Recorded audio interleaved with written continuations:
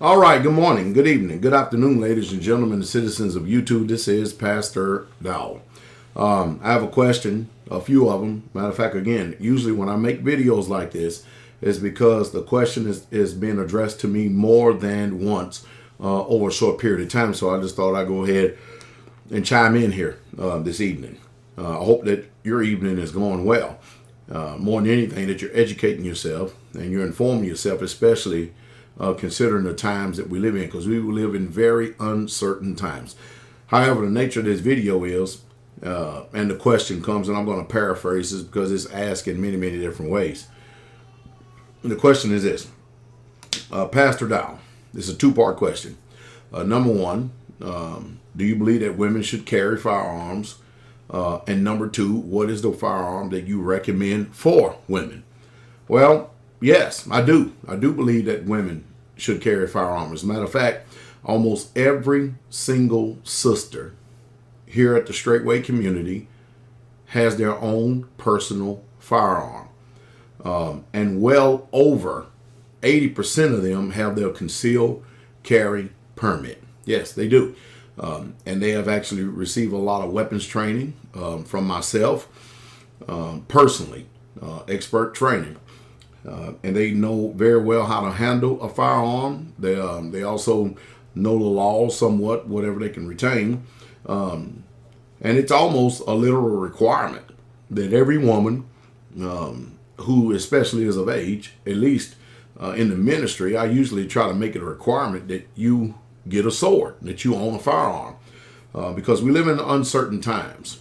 And the Bible teaches us that we are in our enemy's land. And when you're in a hostile environment, you just simply can't depend on the benevolence of other people or laws. Laws written down on pieces of paper do not protect you from injustices that someone who wants to perpetuate against you. Usually when a crime is done, the police there is to write a report. They can't stop the crime in itself. So we teach our sisters how to handle themselves. We teach our sisters how to conduct themselves when they're out in a public venue.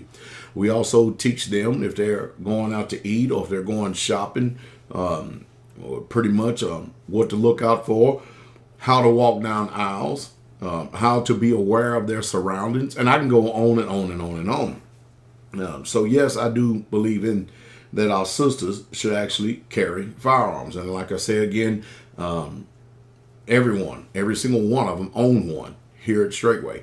As a matter of fact, almost every single legal carrying adult on Straightway has their own personal firearm or arms, as well as in the ministry. Of course, I know that people have different opinions and stuff about that, and I have many times people, they love for some reason calling the ministry all different types of names, especially when they're not informed. I learned that a lot of times ignorant people are very hasty and very irrational, especially when it comes to making judgments about things that they don't understand. And that's neither here nor say. But education, self-education, self-autonomy is key. Also, people say, well, what do you recommend? Well, usually, if I'm out on the range and I'm actually conducting a beginner's class for someone who's brand new to firearms, I usually try to let the sisters pick and choose which weapon that they're more comfortable with. Most people like going with large caliber firearms, simply because, a 1911 man stopper, as it's has gotten a reputation, has been called. But you must understand that you have a lot of factors involved concerning concealed carry or carrying a weapon in general. You need comfort, you need reliability. You also have to learn a few things about a firearm. I always say safety rule number 1 is pretty much safety rule number 2, 3, 4, and 5. Weapons is always loaded. And I'm not here to give you the class on that, but anyway, I usually assess and then I let them pick and choose, and I give them the pros and cons of a revolver or a semi-automatic. That's pretty much the two choices. I usually don't recommend a single or double action revolver to women who just simply are not comfortable with firearms, because it takes a strong wrist. It takes a little bit of strength there to be able to control one, to be able to accurately fire one. So with that in mind and stuff, there's weapons out there. There are weapons out there that are very reliable. I think, if you're a sister and you can handle a 1911, by all means, or a 45 caliber, by all means. And usually sisters that are veterans, they're the ones who usually kind of favor those weapons. But I would recommend to any one of you sisters out there, and it's just a recommendation. That doesn't say this is the end all or the be all. But I found it to be very accurate and reliable, a very safe weapon, providing, and remember, the best safety that there is you, this finger right here. But I would recommend the Glock 19 Generation 4. Glock 19 Gen 4. It's easy concealable. It's not that heavy. It has a little bit of weight to it. And as it stands right now, there's one in the chamber, and you have 15 rounds in the magazine.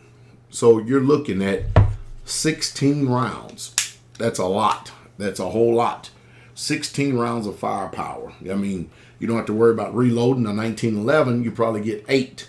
And I always recommend that even though the magazine says 15, take one less. Take one out and put one less in there for reliability purposes. But I recommend a Glock 19. A Glock 19 because it's a perfect size for women. It doesn't kick that hard at all, but yet and still, it's a 9mm, and it would actually do the job if necessary. God forbid if you ever have to use your weapon in self-defense. Another thing I like to add is that this one right here is equipped with a Crimson Trace laser, And the reason why I recommend lasers is because if you have not spent time learning how to train your eyes, and you must train your eyes because you have a rear sight and a front sight, and you must be able to have one eye sighted down the actual iron sights itself, while the other eye is aware of your surroundings, your peripheral vision, and what else may be around. And that takes a little while to get used to. But however, if you went out and you actually had a laser and you zeroed your weapon with the laser to get a nice tight shot group, you're pretty much looking at just point and shoot. From there, all it takes is you being able to gaining control over the trigger pull and not getting excited if you are under a threat. So because remember, you're responsible to where those bullets go. Whether you hit the target or not, you are responsible. But after all, that's my recommendation right here. I know I'm a pastor totally different than what you listen to. But in Jesus Christ's days, they carry swords. In our day, we have something more lethal. And you don't even have to get up close and personal with this one. But this is the modern day sword. And I recommend that all sisters carry. Again, people carry, they call us all kind of names and everything. And I've been called everything under the sun, including a cult leader. But that's one thing about someone, if they were a cult leader, and I'm not, cult leader, I think the biggest cult I've ever ran across was Christianity in general.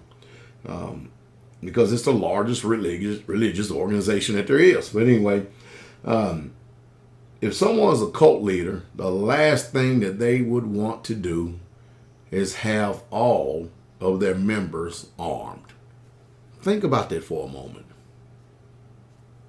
I hope I said something to stimulate thought. Shalom. Have a good day.